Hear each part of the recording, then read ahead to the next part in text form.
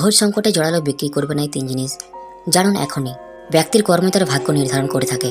ব্যক্তি নিজের পাপকর্ম কখনো তার পিছু ছাড়ে না, তাই সবসময় ভালো কাজ করার পরামর্শ দেওয়া হয়। তবে অনেক সময় ব্যক্তি ইচ্ছা করে ভুল কাজ না করলেও অজান্তে এমন কিছু করে ফেলে যা তাদের জীবনকে অন্ধকারের দিকে ঠেলে দেয়। আবার খারাপ সময় কাটিয়ে ওঠার জন্য ব্যক্তি নিজে কিছু জিনিস বিক্রি করে অর্থ উপার্জন করার চেষ্টা করে থাকে।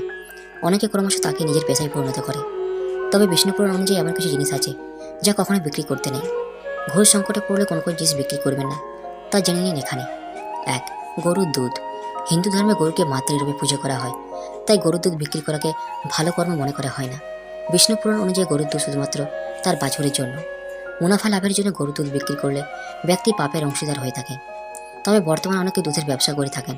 এমন পরিস্থিতিতে সেই ব্যবসা থেকে উপার্জিত অর্থ ভালো কাজে লাগানো উচিত। 2. গুড়। বিষ্ণু পুরাণে গুড়কে আনন্দের প্রতীক মনে করা হয়, তাই খুব খারাপ সময় হলে গুড় বিক্রি করা থেকে বিরত থাকা উচিত যে কোনো ব্যক্তিকে। কথিত আছে যে দাম দিয়ে কখনো গুড় বিক্রি করতে নেই, বরং হাসি মুখে গুড় দান করা উচিত। 3. সর্ষের তেল। আবার সর্ষের তেল কখনো টাকার বিনিময়ে দিতে নেই, বরং এটি দান করা উচিত। সংকট মুক্তির উপায়।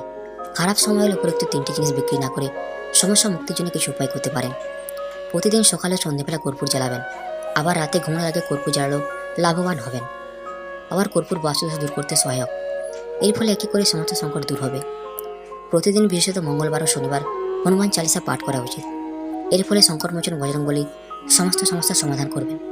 একের পর এক সমস্যা ঘিরে থাকলে একটি নারকেলে নিজের মাথা থেকে 21 বার ঘুরিয়ে নামিয়ে নিন।